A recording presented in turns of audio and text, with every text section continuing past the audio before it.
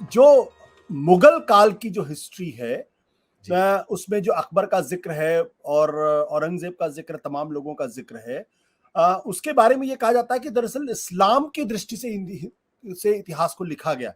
क्या इसमें कोई सच्चाई है? क्या ये सच्चाई है कि महाराणा प्रताप ने हल्दी घाटी की लड़ाई में बादशाह अकबर को हरा दिया था? क्या ये सच है? क्योंकि ये कहा जाता है, जो जो दक्षिणपंथी इतिहासकार उनकी तरफ से ये कहा जाता है।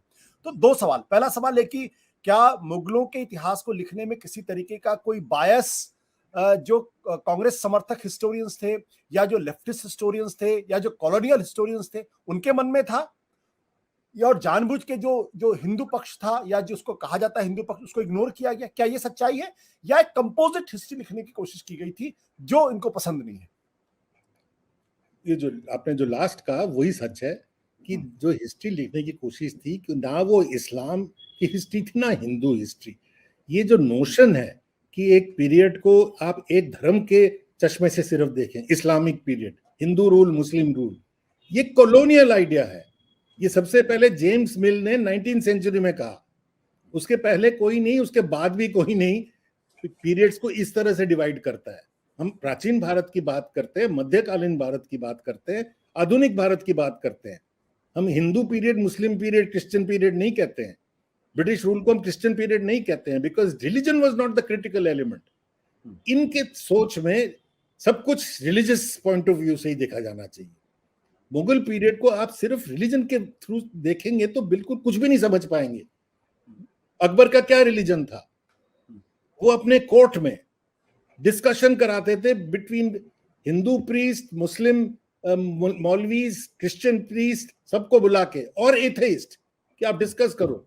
ही was talking of universal religion. तो आप उनको रिलीजन की उसमें, वो he was marrying into Rajput families, he was bringing alliances with Rajputs, है ना। तो ये बिल्कुल इनका गलत सोचने का है। बल्कि मुगल पीरियड वो पीरियड है, मुगल पीरियड उसके उसके पहले से भी, अमीर खुसरो के टाइम से, जिसमें एक कॉम्पोजिट कल्चर इमर्ज करता है। अमीर खुसरो के लिखे जो पोएम्स हैं वो आज तक लोग गाते हैं, हिंदू मुस्लिम सब, छाप तिलक, कोई बच्चे बच्चे गाते हैं अभी तक, है ना। तो ये जो एक कॉम्पोजिट कल्चर उस वक्त तैयार होता है, एक तो ये बात है। एक एक सम्मिश्रण हर एक कई तरह का, इन म्यूजिक, इन आर्ट, एक हिंदुस्तान फ्लरिश करता है उस टाइम पे, इन आर्किटेक्चर। आप वंडर्स ऑफ द वर्ल्ड उस टाइम पे क्रिएट कर रहे हो। प्लस आप ये सोचिए कि जब अंग्रेज हिंदुस्तान में आते हैं तब मुगल ही थे ना पावर में। तो उस वक्त हिंदुस्तान की जो जीडीपी थी वो इंग्लैंड से 8 गुना थी, 8 टाइम्स। इस वक्त की बात होगी ये ये औरंगजेब के समय पे? जी जी, after Aurangzeb, beginning of 17th century, beginning of 18th century. 18th century, हाँ जी, बिगिनिंग ऑफ 18th सेंचुरी में 1707-8 आप उस पीरियड 1700 लगा लीजिए पीरियड। उस वक्त ये मेरे फिगर्स नहीं है, these are internationally accepted figures, ये एंगस मैडिसन के फिगर्स हैं। उस वक्त हिंदुस्तान की जीडीपी इंग्लैंड से 8 गुना थी। करीब करीब 25% दुनिया की जीडीपी भारतवर्ष में प्रोड्यूस होती थी। मुगल्स वर इन पावर। तो अगर आप उसको बिल्कुल डिमोनाइज कर दो कि मुगल पीरियड हटा दोगे तो ये भी नहीं समझोगे कि सारे देश यहाँ पे क्यों आते थे, भारत सोनिया की चिड़िया क्यों कही जाती थी। तो ये भी एक बेवकूफी है। Economically, politically, culturally this was a period जिसको पढ़ना हमारे विद्यार्थियों के लिए बहुत जरूरी है। पर प्रोफेसर मुखर्जी, यहाँ पे एक सवाल ये भी उठता है कि ये कहा जाता है कि दरअसल मुगल काल में हिंदुओं के ऊपर टैक्स लगाया गया था, औरंगजेब ने बहुत अत्याचार किया था, जबरदस्त तरीके से धर्म परिवर्तन कराने की कोशिश की गई थी। इसमें कितनी सच्चाई है? भाई ये तो सच है कि जिजिया टैक्स लगी थी, हटाई भी गई थी, इसमें कोई दो राय नहीं है। ये भी सच है कि और ये किताबों में मेंशन्ड है, ये जो किताब लिखे गए हैं। कोई भी किताब दिखा दीजिए अगर जिसमें अगर जिजिया मेंशन ना हो, मुझे दिखा दीजिए कोई किताब तो मैं मान जाऊं। सवाल ही नहीं है, इसमें छुपाने की क्या बात है। मंदिर भी टूटे थे पर मंदिर बनवाए भी गए थे। और एग्जैजरेट करके कहना कि हजारों मंदिर, अभी रिचर्ड ईटन जो है इस्लामिक इंडिया के पीरियड के बड़े फेमस स्कॉलर्स हैं, उनका कहना है कि मेरे हिसाब से 10-12 से ज्यादा नहीं होने चाहिए। ये जो हजारों टेम्पल्स डिस्ट्रक्शन की बात करते हैं मुगल पीरियड में, ये किसी का सपना है, इमेजिनेशन है। मैं मेडिवल हिस्टोरियन नहीं हूं, मैं टेम्पल्स नहीं गिनवा सकता, पर मैं ये कह रहा हूं कि सिर्फ उस नजरिए से आप अगर हिस्ट्री को देखेंगे तो फिर आप ब्राह्मणिकल पीरियड जिसको कहते हैं उसको क्या कहोगे, जहां पे उन्होंने बुद्धिस्ट टेम्पल्स डिस्ट्रॉय किए थे? भाई वो जमाना ही ये था। मिडिवल पीरियड्स में कोई भी राजा दूसरे राजा के अगर पे कब्जा करता है तो उसका जो मंदिर है, चाहे वो उसी अपने रिलीजन का ही हो, जिसको वो विश्वास करता है, वो उसको डिस्ट्रॉय करता है as a show of authority and also to loot. ये this was common across the board, सब करते थे। अब जो जैसे कि ये अब कहते हैं कि भाई मोहम्मद ऑफ गजनी ने जब सोमनाथ को तोड़ा तो भारतीय हिंदुओं के बिल्कुल उनकी मानसिकता को उन्होंने चीर दिया बिल्कुल। You know, it seared the imagination, seared the minds, the ethics of the Hindus। अरे ये कब हुआ? ये सोमनाथ टूटता है 11th सेंचुरी में। प्रोफेसर रोमिला थापर ने एक पूरी किताब लिखी है सोमनाथ पे, कि सोमनाथ की हिस्ट्री टूटने से अब तक सोमनाथ की क्या पॉलिटिक्स है। वो बताते हैं कि उसको तोड़ने के 100 साल बाद वहां पे मंदिर दोबारा बनाई जाती है, और किसी भी सोर्स में, किसी भी लैंग्वेज में ये नहीं लिखा जब नई मंदिर बनती है वहां पे कि इसको महमूद ऑफ गजनी ने तोड़ा था। It was not even considered important. टूटते हैं, बन गया फिर से। मैं एक सोमनाथ की कहानी आपको बता रहा था कि ये जो कहा जाता है कि सोमनाथ टेम्पल जब इन्होंने डिस्ट्रॉय किया मोहम्मद ऑफ गजनी ने, तो हिंदू साइकी को बड़ा डीप हर्ट हुआ और एक हिंदू मुस्लिम डिवाइड, परमानेंट डिवाइड उससे हो गया। हम ये कह रहे हैं कि हिस्ट्री ये नहीं दिखाती है। रोमिला थापर ने पूरी किताब लिख दी इसके ऊपर कि सोमनाथ टेम्पल डिस्ट्रक्शन का से लेके उसके बाद इसका हिस्टोरिकल यूज क्या हुआ।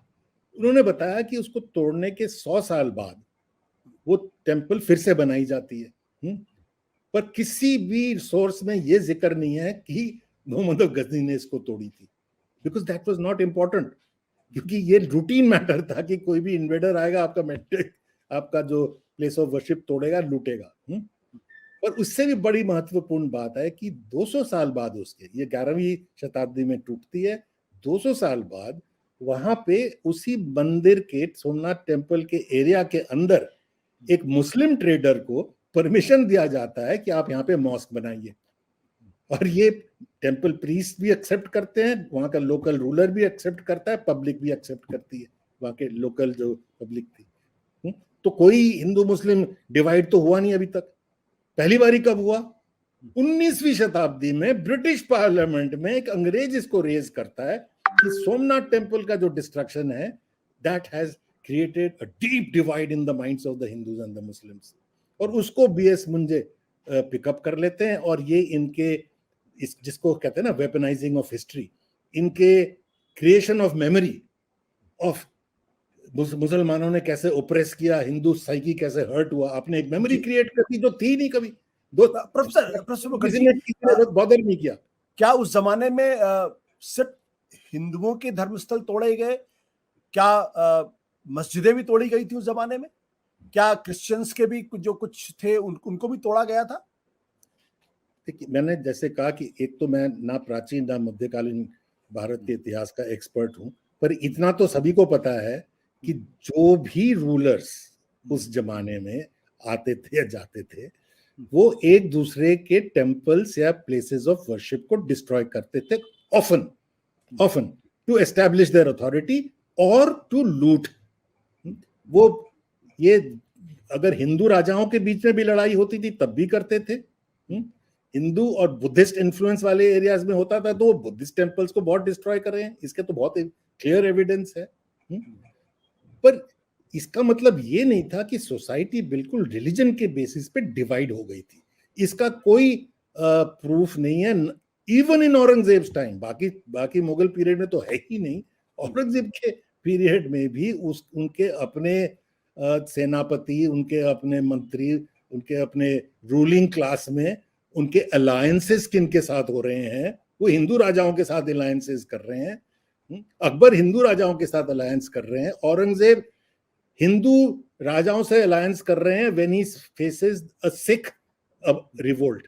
क्योंकि सिख जब राइज करते हैं पंजाब के एरिया में, तो जो लोकल वहां के रूलर्स थे, हिंदू रूलर्स, उनको खतरा महसूस होता है तो वो औरंगजेब को अपील करते हैं। तो Aurangzeb and Hindu rulers and in alliance, ये मैं नहीं कह रहा, ये प्रोफेसर सतीश चंद्रा की किताब में था, जो कि इन्होंने डिलीट करने की कोशिश करी थी। मुझे इसलिए पता है कि डिलीट करने की कोशिश करी थी।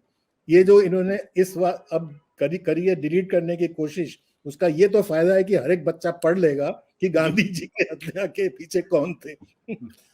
सत्य हिंदी का ऐप डाउनलोड करें गूगल प्ले स्टोर पर।